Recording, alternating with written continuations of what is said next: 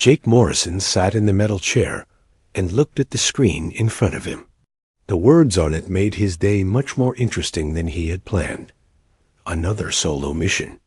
Another empty planet to check out. But something about this one felt different. Commander Lisa Hayes walked into the room. She was tall and had short black hair.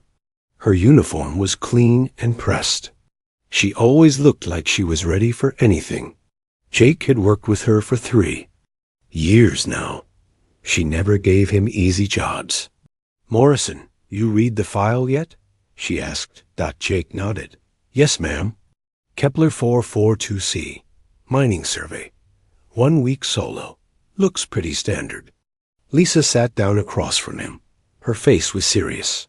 "It's not standard, Jake. We lost 3 probes already. Good ones. Expensive ones." "Lost how?" "That's the problem. We don't know. They just stopped talking to us. Last signals showed some kind of damage. Big claw marks on the metal." Jake had been doing recon work for 10 years. He started as a regular soldier, then moved to special operations. After that, he joined the space program. He had seen strange things on other worlds. Big animals, weird plants, dangerous storms. But claw marks big enough to destroy a probe? That was new. "What kind of animal makes marks like that?" Jake asked. "We don't know. That's why we're sending you. You're the best we have for this kind of work." Jake looked at the pictures on the screen. The planet looked beautiful. Green forests covered most of the land. Blue water filled the spaces between. It looked peaceful. Too peaceful. "The planet has what we need," Lisa continued. "Rare metals. Enough to keep our mining ships busy for 20 years. But we need to know it's safe first. And if it's not safe, then we find another planet. But this one is perfect. Close to our shipping routes. Good weather. No intelligent life that we can see. It would save us a lot of money and time." Jake had done missions like this before. Go to a planet alone. Set up camp. Take pictures. Test the air and water. Look for dangers. Write a report. Come home. Most of the time, nothing happened. The planets were just empty rocks with maybe some plants or small animals. But 3 lost probes bothered him. Probes were tough. They could handle bad weather, rough landings, even small predators. Whatever destroyed them had to be big and strong. "What's my gear list?" Jake asked. Lisa handed him a tablet. "Standard recon package. The Nighthawk is fueled and ready. Food for 2 weeks. Water recycler. Basic weapons. Science equipment. Emergency. Beacon if things go bad." Jake looked at the list. Light plasma rifle. Sidearm. Explosive charges for mining samples. Motion sensors. Camera drones. Medical kit. Survival gear. Everything he normally took on these missions. Backup plan? If you don't check in every 12 hours, we send a rescue team. If your emergency beacon goes off, we come running. Fast. Jake stood up. "When do I leave?" 2 hours. The transport window closes tonight. Next one isn't for 3 weeks. Jake walked to his small room in the base. Forward operating base Delta 7 was not fancy. Metal walls, metal floors, recycled air. But it was home. He had lived here for 2 years. It was better than some places he had been. He packed his personal gear. Extra ammunition. His grandfather's knife. A picture of his family back on Earth. Some books on his reader. Chocolate bars he had been saving. On long missions, small comforts mattered. The Nighthawk was a good ship, small but reliable. It could land anywhere and take off again. The engines were quiet. The sensors were excellent. Jake had flown it on 15 missions. He trusted it more than most people. The ship's computer ran through the pre-flight checks while Jake strapped himself in. All systems showed green. Fuel tanks full. Life support working. Navigation programmed for Kepler 442c. Flight time would be 18 hours. Jake looked out the window as the base got smaller below him. Other ships moved between the planets in this system. Cargo haulers, military patrol boats, research vessels. Humans were everywhere now, growing, exploring, building new homes among the stars. But they were not alone out here. Other species lived in the galaxy. Some were friendly, others were not. Most ignored humans completely. Jake had met a few aliens during his missions. They were usually more afraid of him than he was of them. The jump to hyperspace was smooth. Jake settled in for the long trip.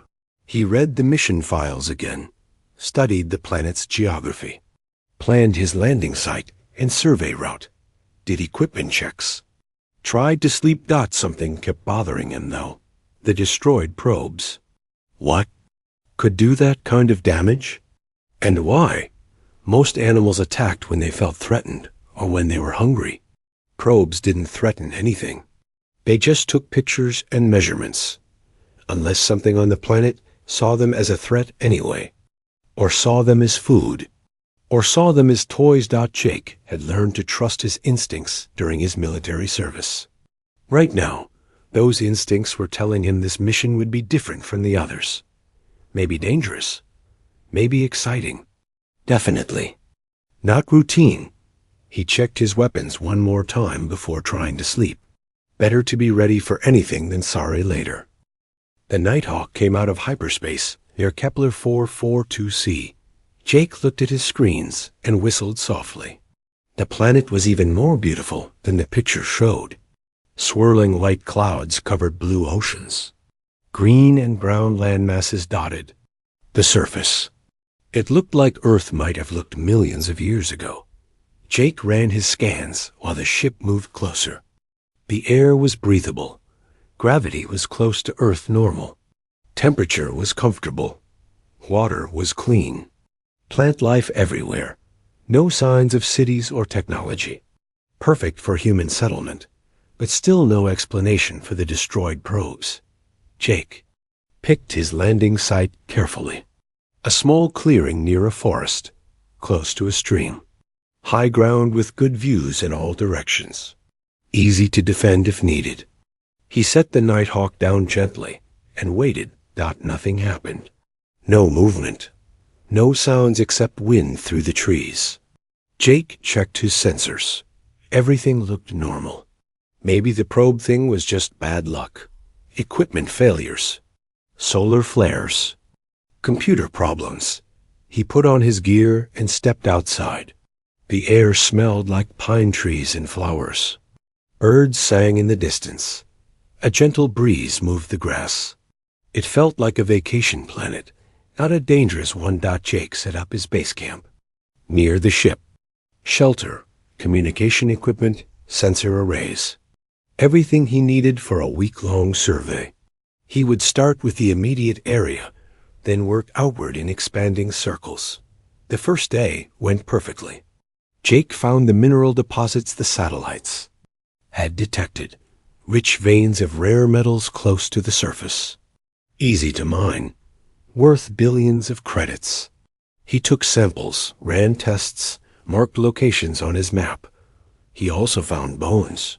Lots of bones. They were scattered through the forest like broken toys. Some were small, from creatures the size of rabbits. Others were huge, bigger than anything that had ever lived on Earth. Jake measured one skull that was 12 feet long. The teeth were sharp and curved, built for tearing meat. But the bones were old, ancient. Whatever these creatures were, they had been dead for a long time, maybe thousands of years. The planet seemed peaceful now. Jake made his first report that evening. Day 1 complete. Landing successful. Base camp established. Initial survey positive. Mineral deposits confirmed. No immediate threats detected. Some evidence of extinct megafauna.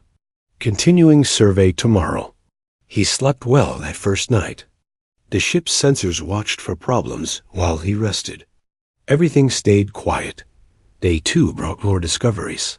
Jake found the remains of one of the lost probes. It was half buried in the soft earth near the stream. The metal hull was shredded. Long tears ran from top to bottom. Something with very big claws had attacked it. Jake studied the damage carefully. The cuts were too precise to be accidental, too deep to be from any normal animal. Whatever did this was strong, smart, and violent. It had destroyed the probe on purpose. That night, Jake's motion sensors went off for the first time. He was eating dinner when the alarm buzzed. Jake grabbed his rifle and checked the displays. Something large was moving in the forest, just at the edge of sensor range. It stayed there for 10 minutes, then disappeared. Jake put on his night vision goggles and looked outside. The forest was dark and quiet. No movement, no sounds. But he felt like something was watching him. The feeling made his skin crawl. He doubled his sensor coverage and slept with his rifle close. Day 3 started badly. Jake found tracks near his camp. Big ones. Each footprint was 3 feet long and 2 feet wide. 5 toes with claw marks. The tracks circled his camp twice, then headed back into the forest. Jake followed them for a while. The tracks led to a pile of bones, fresh bones. The meat was gone, but the smell was still strong. Something had eaten recently. Something big enough to hunt the large animals on this planet. Jake made his second report with more caution. Day 3. Evidence of large predator confirmed. Tracks indicate creature of significant size. Recommend elevated alert status. Continuing survey with additional safety measures. He moved his camp that afternoon. Found a better spot on higher ground with clear sight lines. Set up motion sensors in a wider pattern. Checked his weapons twice. The creature came back that night. Jake was awake when it happened. His sensors screamed warnings as something huge moved through the darkness. It was fast for its size. Much faster than anything that big should be. The motion detectors tracked it in a wide circle around his new camp. Jake looked through his scope and saw shadows moving between the trees, but they were wrong somehow. Too big, moving in ways that didn't make sense. Like they were flowing instead of walking. Then the shadows stopped moving. Jake held his breath and waited. Minutes passed. Nothing happened. His sensors showed empty forest again, but Jake knew he was being studied, watched, hunted. He called base that night on the emergency channel. Command, this is Morrison. I have a problem.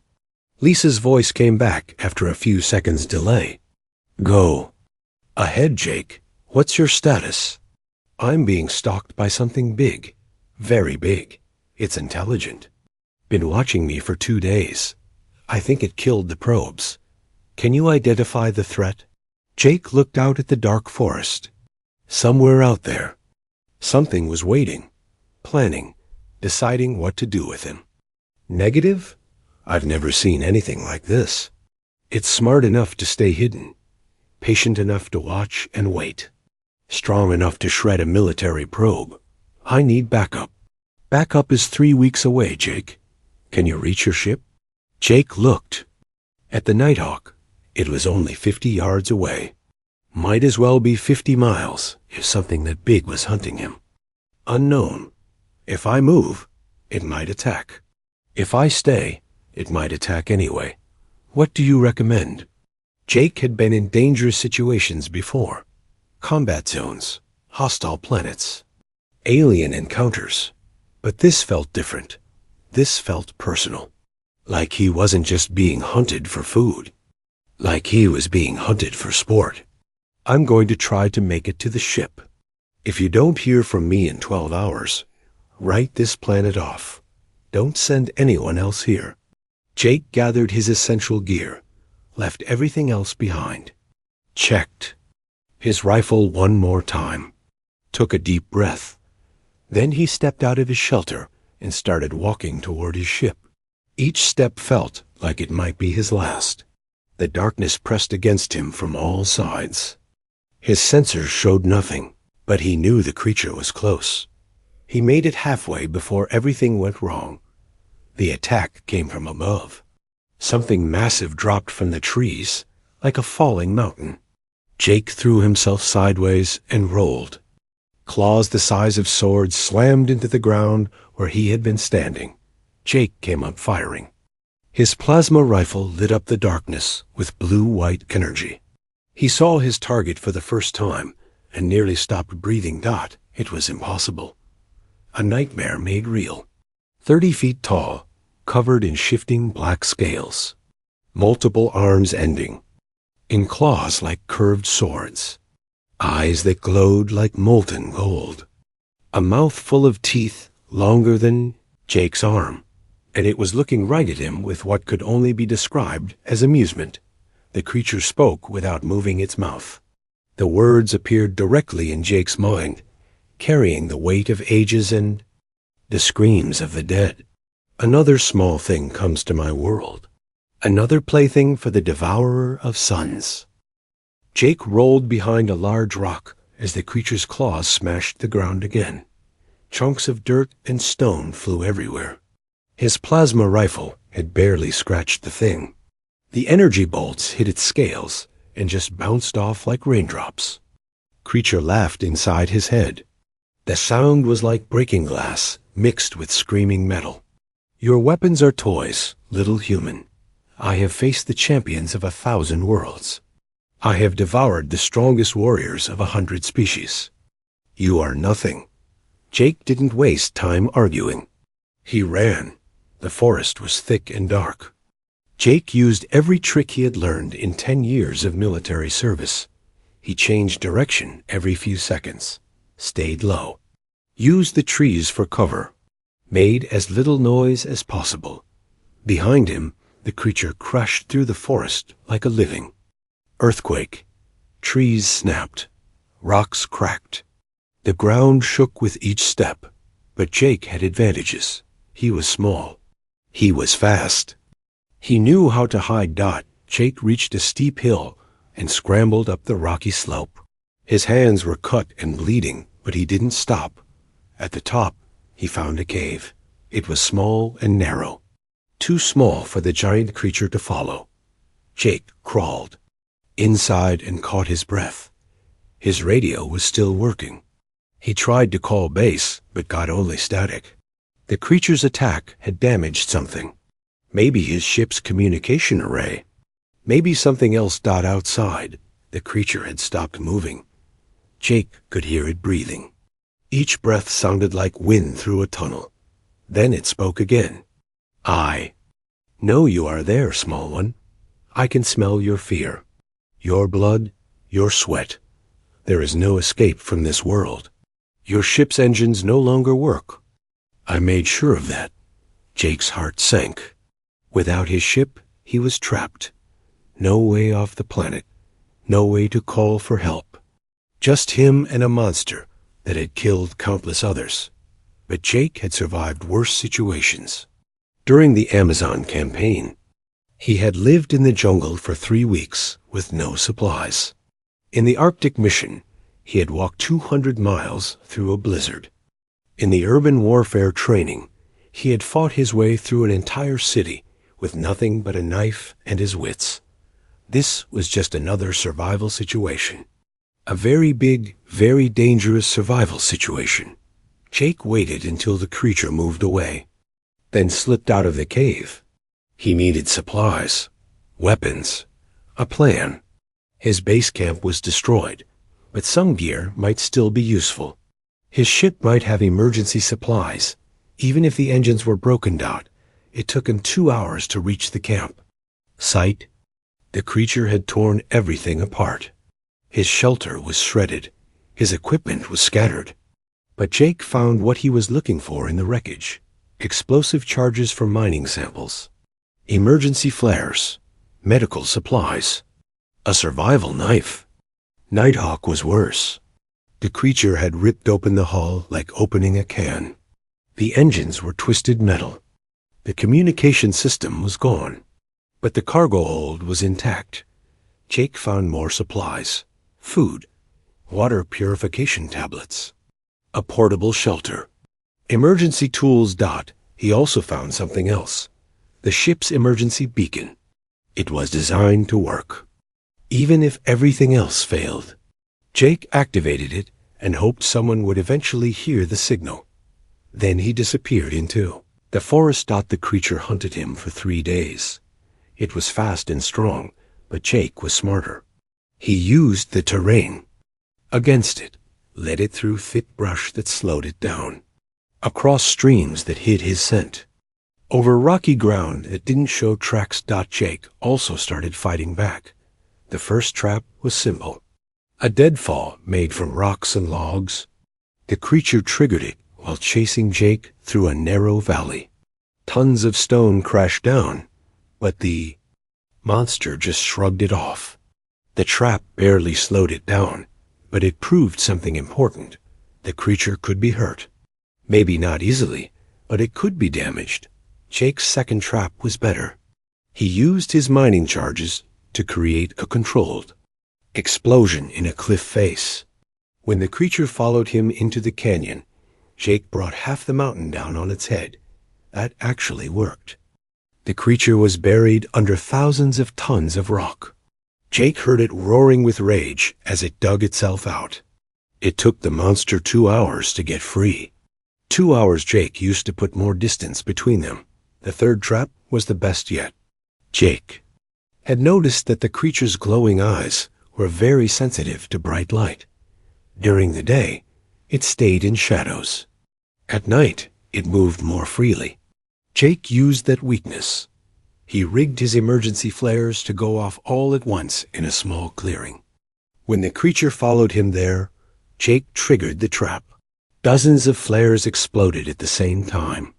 The clearing lit up like the surface of a star. The creature screamed. Not in Jake's head this time, but out loud. A sound that shook the ground and made the trees bend. It thrashed blindly, trying to escape the burning light. Jake used the confusion to plant more mining charges right next to the monster. The explosion sent the creature flying into a tree. For the first time since the hunt began, it actually looked hurt. Green blood leaked from cuts in its scales. One of its arms hung at a wrong angle. Jake didn't stick around to see how long it would take to heal. He ran deeper into the forest and started planning his next move. But the creature was learning too. It stopped chasing Jake directly. Instead, it started hurting him, driving him toward specific areas, cutting off escape routes, using smaller versions of itself to scout ahead. Jake realized the monster could split into multiple parts. He had seen it happen twice now. The main body would shrink slightly, and a wolf-sized copy would break away. These smaller versions were faster and harder to spot. They worked together like a pack of wolves. The hunt was becoming more complex, more dangerous. The creature was adapting to Jake's tactics, just like Jake was adapting to its abilities. On the 5th day, Jake found himself trapped in a box canyon. The smaller creatures had driven him there, while the main body waited at the only exit. There was no way out except through the monster. Jake checked his remaining supplies. 3 mining charges, 1 emergency flare, half a canteen of water, some dried food, his knife. Not much to work with. But Jake had learned something important during the past few days. The creature expected him to run, expected him to hide, expected him to act like prey. What it didn't expect was for Jake to attack. Jake rigged his last mining charges to his remaining flare, created a crude but powerful bomb.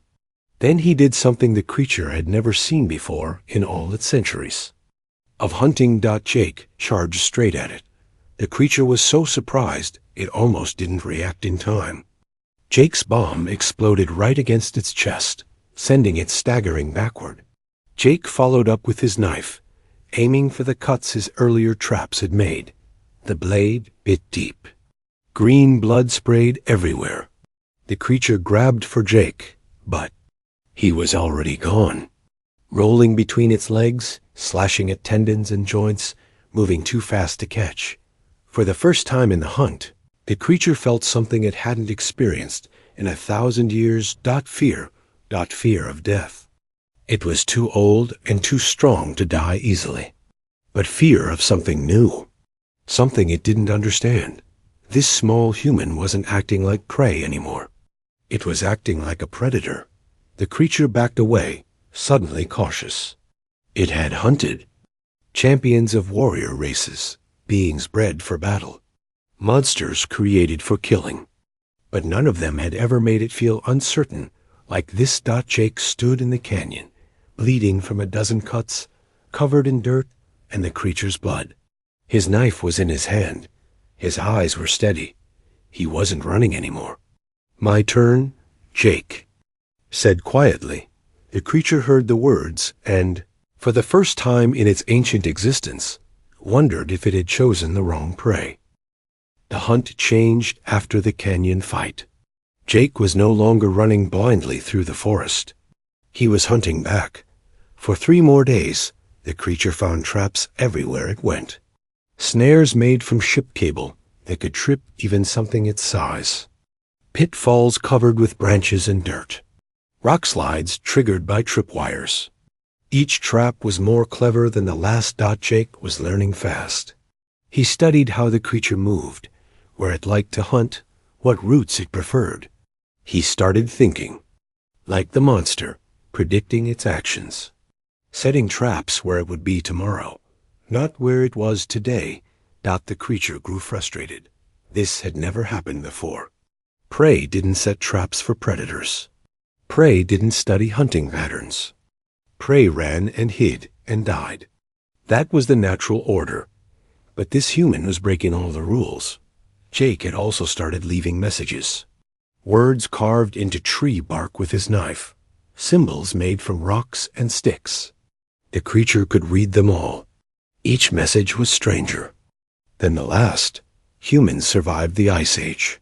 We outlasted the dinosaurs. We turned wolves into dogs. We made fire our servant. We never give up. The creature didn't understand what these messages meant. What was an Ice Age? What were dinosaurs? Why did any of that matter? But each message made it more uneasy.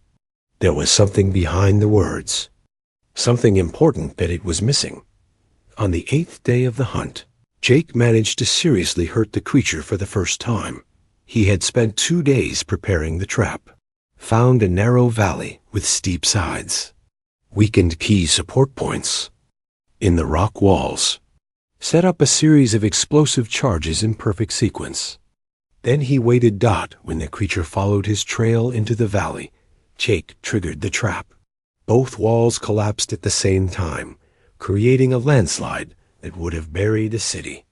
The creature was caught in the middle with nowhere to run. This time, Jake didn't just hurt it. He pinned it. A massive boulder, bigger than a house, came down on the creature's left arm. The monster was trapped, unable to free itself without losing the limb. Green blood pooled around the trapped appendage. Jake could have run then, put distance between himself and the predator while it was helpless. That's what any smart prey animal would do. Instead, Jake walked down into the valley, walked right up to the trapped creature, sat down on a rock just out of reach of its free claws.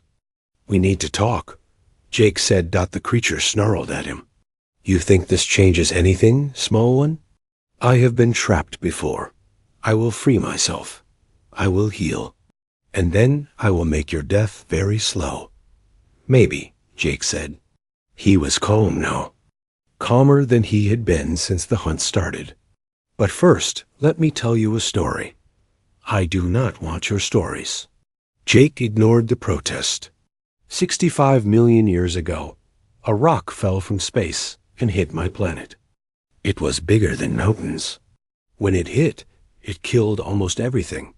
The giant lizards that ruled the world all died. Most plants died. Most animals died. It should have been the end of life on Earth. The creature stopped struggling against the boulder. Despite itself, it was listening. But some things survived. Small things, smart things. Things that could eat almost anything and live almost anywhere. My ancestors were among them. Little furry creatures no bigger than rats. They lived while the giants died. Jake stood up and walked closer. Still out of reach, but close enough to look into those burning golden eyes. That's what humans do. We survive the impossible. We live through things that kill everything else. And every time we survive something, we get stronger. What is your point, human? My point is that you've been hunting the wrong way. For thousands of years, you've looked for the biggest, strongest, most dangerous prey. Champions, warriors, alpha predators. You hunt them because they're hard to kill. Jake smiled. It wasn't a nice smile. But you've never hunted something that refuses to be killed. Something that gets more dangerous the longer you chase it. Something that learns from every mistake and turns every weakness into strength. The creature was quiet now, thinking, you want to know why those messages bother you? Jake continued, because they're not just random facts. They're warnings. Ice ages, meteor impacts, supervolcano eruptions, plague, war, famine. Every disaster that should have ended humanity just made us better at surviving the next one. Jake picked up a rock and turned it over in his hands. We didn't beat the Ice Age by being stronger than ice. We beat it by making fire and clothes and shelter. We didn't beat the predators by being faster or having bigger teeth. We beat them by making tools and working together and never giving up. He threw the rock away and looked directly at the creature. You've been hunting me for over a week. I should be dead. Any other species would be dead. But I'm not just alive. I'm winning. Every day, I get better at fighting you. Every trap teaches me more about how you think. Every mistake makes me harder to catch. The creature tried to pull its arm free again, but the boulder was too heavy. You're trapped, Jake observed. Hurt, tired. For the first time in centuries, you're not sure you're going to win this hunt. That's not because I'm stronger than you. It's because I'm more human than you expected. What does that mean? Jake stood up and brushed dirt off his pants. It means this hunt is over. You can keep chasing me if you want. Maybe you'll even catch me eventually. But it won't matter. You've already lost. How have I lost? You are still prey. I am still predator. No, Jake said quietly. You're not. You stopped being a predator the moment you had to think about what I might do next. The moment you had to be careful around something smaller than you. The moment you felt afraid. The creature roared in anger, but Jake could hear something else in the sound. Uncertainty. I have killed champions of warrior races. Warriors fight. I adapt. I have devoured the strongest beings in the galaxy. Strong things break. I bend. I am the apex predator of 1,000 worlds. Jake started walking away. You were the apex predator. Now you're just another animal trying to figure out how humans work. He paused at the edge of the valley and looked back. Here's some free advice. We're not like other species. We don't have the biggest teeth or the sharpest claws or the strongest bodies. What we have is something much more dangerous. We have the ability to turn any situation into a learning experience. Every problem into a puzzle to solve. Every enemy into a teacher. Jake's voice carried clearly across the valley. You wanted to hunt the most dangerous prey in the galaxy. Congratulations. You found us. But now you need to decide something important. Do you want to keep being our teacher, or do you want to become our student? Jake disappeared into the forest, leaving the creature alone with its thoughts and a very heavy rock. For the first time in its ancient existence, the devourer of suns wasn't sure what it wanted anymore. Jake found the creature 3 days later, sitting by the stream near his destroyed camp. It had freed itself from the boulder, but the arm was still healing. Green scars marked where the rock had crushed scales and flesh. The monster looked different. Somehow, smaller, maybe, or maybe just less threatening. It was hard to tell. "You came back," the creature said. Not in his head this time, but with actual words spoken aloud.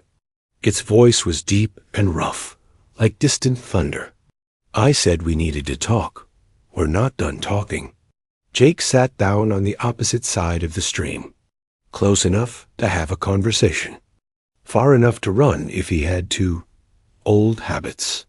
"I have been thinking about your words," the creature said, "and I do not understand them. This concept of learning from failure, of becoming stronger through weakness. It makes no sense." Jake picked up a stick and started drawing in the mud. Simple pictures. A circle for the sun. Wavy lines for water. Stick figures for people. Let me tell you another story. About the first humans who tried to cross the ocean. The creature leaned forward slightly. Despite everything, it was curious. They built boats, small ones at first. Many of them sank. People died. Other species would have given up. Said the ocean was too dangerous. Too big. Jake drew more pictures. Bigger boats. Groups of stick figures.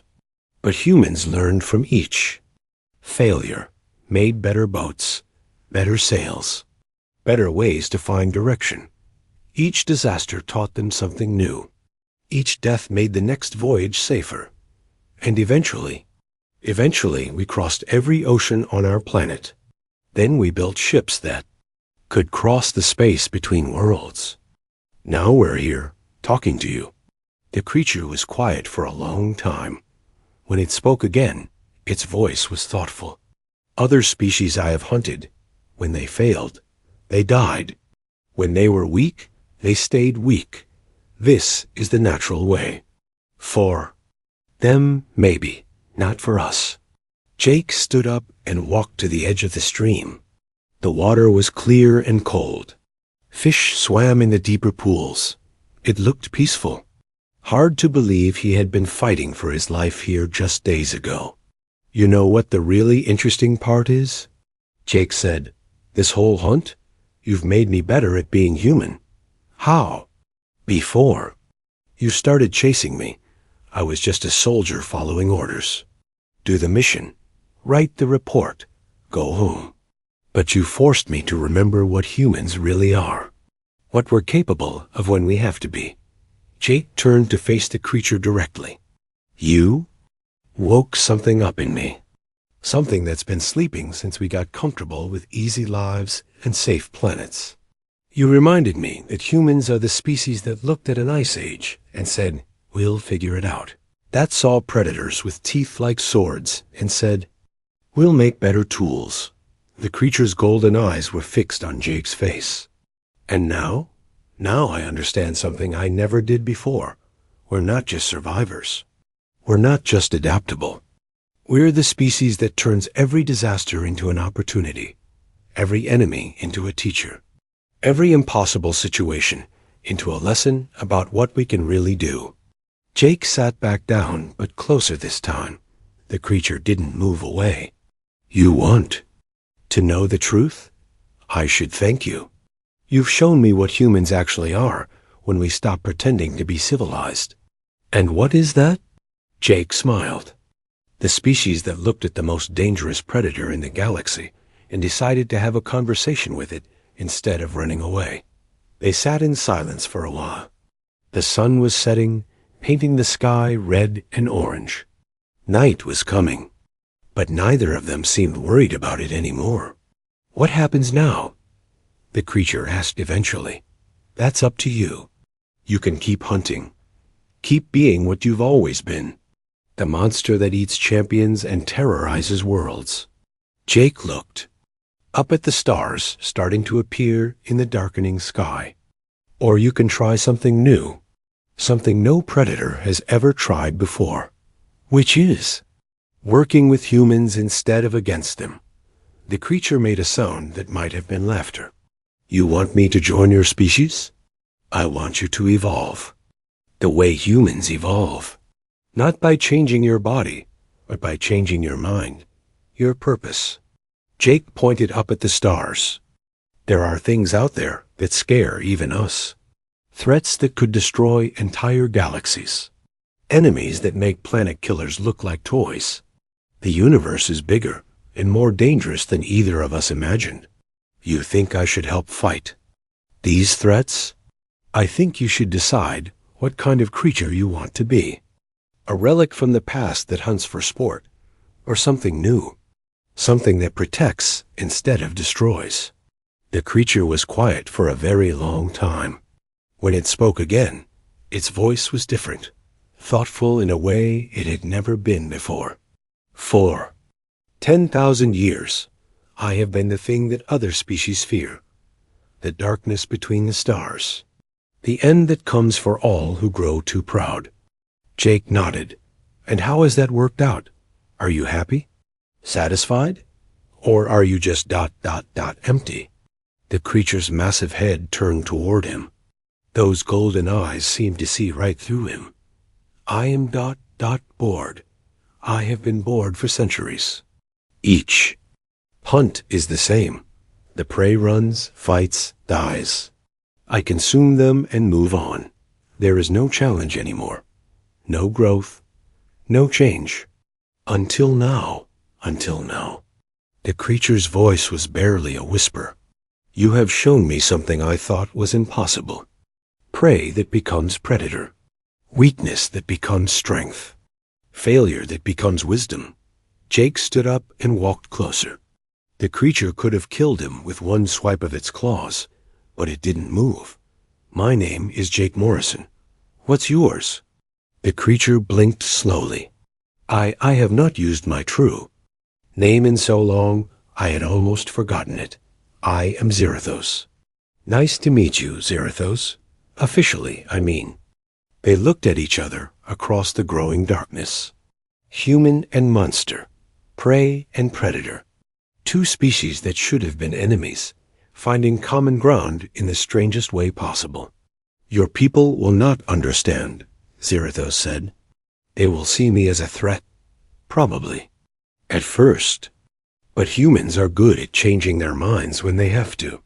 We've made allies out of stranger things. Jake activated his emergency beacon. The signal would bring a rescue ship eventually. Days, maybe weeks, but they would come. When they get here, you could be gone. Disappear back into space. Keep hunting if that's what you want. Or you could stick around. See what it's like to be part of something instead of just consuming it. Zarathos was quiet for a long moment. Then he began to change. His massive form shrank and shifted. The scales became smaller, more flexible. The claws retracted. Within minutes, he looked more like a large armored humanoid than a monster. This form will be less threatening to your people, he said. Jake grinned. That's a start.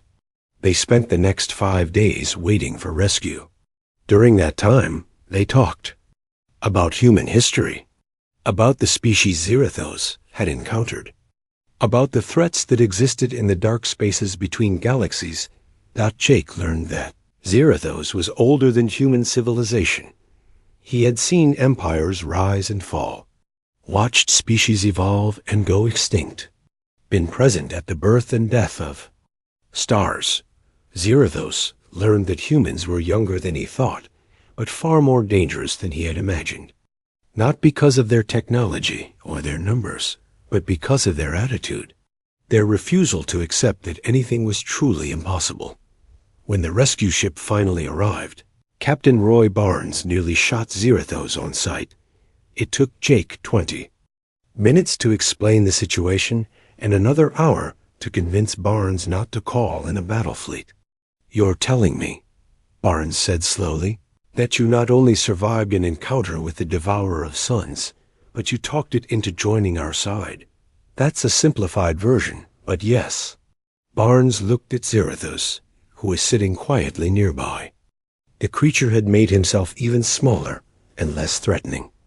He looked almost harmless. "This is going to require a lot of paperwork," Barnes muttered. The trip back to base took 2 days. During the journey, Zirathos told Jake something that changed everything. There are others like me out there. Ancient predators. Old things that hunt in the darkness. Most of them are not as flexible as I have become. How many others? Dozens. Perhaps hundreds. And there are worse things than predators in the deep void. Things that eat entire star systems. Things that turn reality itself into food. Jake felt a chill that had nothing to do with the ship's climate control. How long before they notice that humans are expanding into their territory? Some already have. They are watching, waiting, deciding whether your species is a threat or just another meal. Jake looked out the ship's window at the stars streaming past. Somewhere out there, things that made Zirathos look like a house pet were making decisions about humanity's future. "Looks like we're going to need all the allies we can get," Jake said.